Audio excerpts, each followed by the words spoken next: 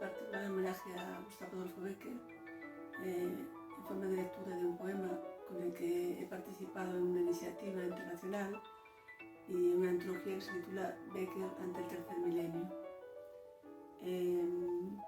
Bueno, decir de Bécquer que era un poeta romántico pero muy moderno para su tiempo, que ha influido notablemente en la gran mayoría de los poetas que todos conocemos y que seguirá influyendo seguro, porque era un poeta extraordinario y que rompía con su entorno de poesía grandilocuente y teatralizada y en favor del intimismo.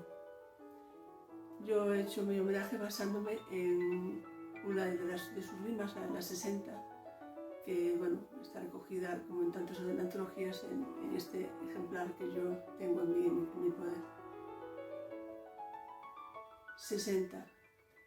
Mi vida es un erial, flor que toco se deshoja, que en mi camino fatal alguien va sembrando el mal para que yo lo recoja.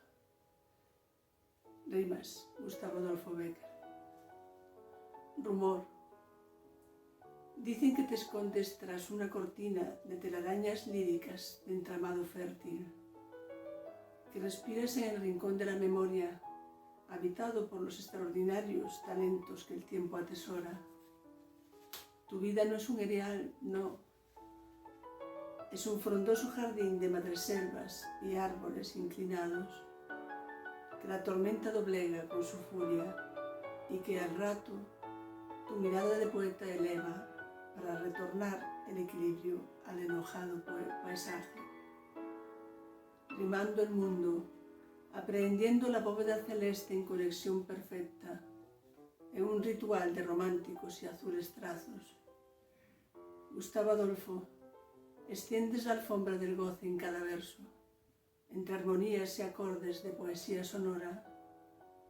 No importa si los siglos se han prendido del hálito de tus metáforas, porque tu arte, como relámpago majestuoso, continuará rasgando cada nuevo milenio con su lucidez vehemente. Poesía sigues siendo tú. Gracias.